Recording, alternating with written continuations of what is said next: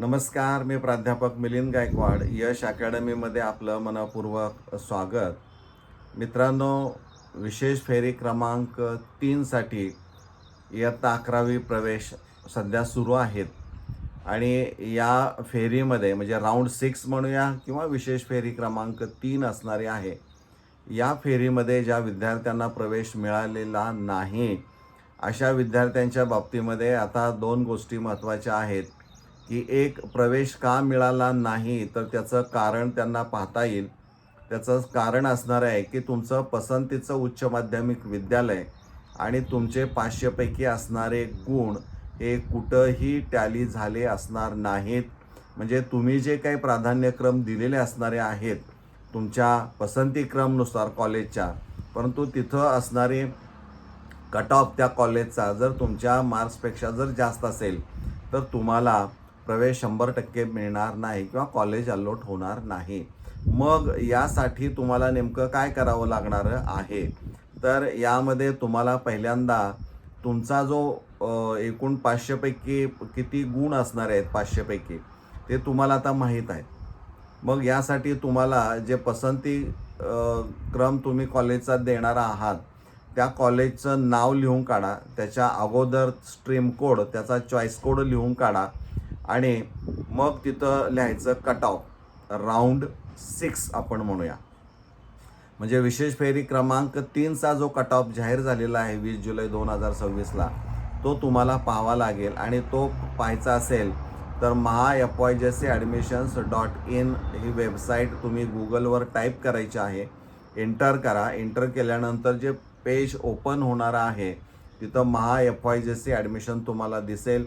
खाली वाचत गेला तर 2 गोष्टी तुमच्या दृष्टिकोनातून महत्त्वाच्या आहेत. एक चूज ज्युनियर कॉलेजेस आहे आणि त्याच्या खाली वाचत गेला तर तुमच्या लक्षात येईल की कट ऑफ लिस्ट. त्या कट ऑफ लिस्टला टिक किंवा क्लिक करण्यापूर्वी तुम्हाला एक गोष्ट माहीत असायला पाहिजे, की चॉईस कोड किंवा त्या कॉलेजचा स्ट्रीम कोड माहीत पाहिजे आणि तो माहीत नसेल कारण यामध्ये 10वी जून जुलै जी पुरवणी परीक्षा 2026ची झालेली आहे, या परीक्षेमध्ये जे काही उत्तीर्ण झालेले विद्यार्थी असणारे आहेत त्यांना ह्या गोष्टी सगळ्या नवीन असणाऱ्या आहेत किंवा जे एटीकेटी धारक असणारे आहेत त्यांनाही या गोष्टी बऱ्याचशा नवीन असणार आहेत, कारण यांना पुढच्या फेरीत सहभाग घ्यायचा आहे. त्यामुळं आत्ताचा जो कट ऑफ असणार आहे तो त्या कॉलेजचा पसंतीचा किती आहे तो तुम्हाला आता चेक करून ठेवणं सोपं असणार आहे.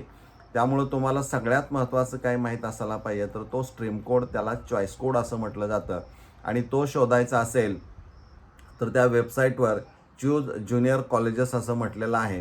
चूज ज्युनियर कॉलेज जे असणार आहे त्याला क्लिक करा आणि तिथं जी माहिती असणार आहे म्हणजे सगळ्यात महत्त्वाचं तुमची शाखा आर्ट्स, कॉमर्स, सायन्स आहे का, कोणती आहे, त्यानंतर माध्यम, तुम्ही कोणतं माध्यम निवडणार आहात ते माध्यम, त्यानंतर मॅनेजमेंट टाईप असणार आहे.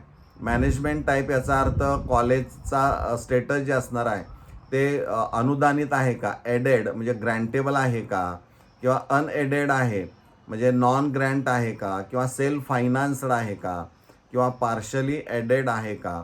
तर ह्या गोष्टी तुम्हाला सगळ्या माहीत असणं आवश्यक असणार आहे आणि ह्या गोष्टी माहीत असतील तर तिथं तुम्हाला कोणता टाईप पाहिजे, अनुदानित, विनाअनुदानित, अंशतः अनुदानित किंवा स्वयं अर्थसहाय्यित, त्याला सेल्फ फायनान्स म्हणतो, ते सिलेक्ट करायचं. त्यानंतर तुम्हाला हे मॅनेजमेंट टाईप, त्यानंतर कॉलेज टाईप म्हणजे स्वतंत्र मुलींसाठी, स्वतंत्र मुलांसाठी किंवा को एज्युकेशन म्हटलेलं आहे, मुलं आणि मुली एकत्र, ते निवडावं लागेल. त्यानंतर तुमचा रिजन कोणता आहे, त्यानंतर तुमचा डिस्ट्रिक्ट कोणता आहे आणि त्यामध्ये तालुका कोणता आहे ते सिलेक्ट करा आणि खाली UDIS नंबर आणि कॉलेज नेम जे असणार आहे ते टाकायची गरज नाही.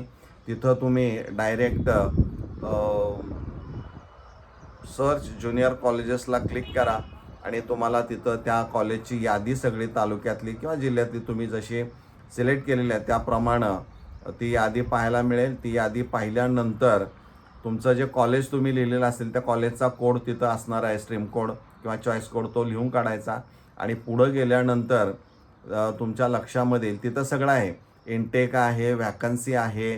व्हॅकन्सी आत्ताची आपल्याला ही आत्ता नाही पाहायला मिळाल, ती साधारणतः 24 जुलैला पाहायला मिळेल आणि त्यानंतर मग डिटेल्स, त्या कॉलेजची सगळी डिटेल्स, तुम्हाला अपेक्षित असणारे विषय वगैरे सगळे, त्याचा अभ्यास तुम्हाला आता करता येऊ शकेल.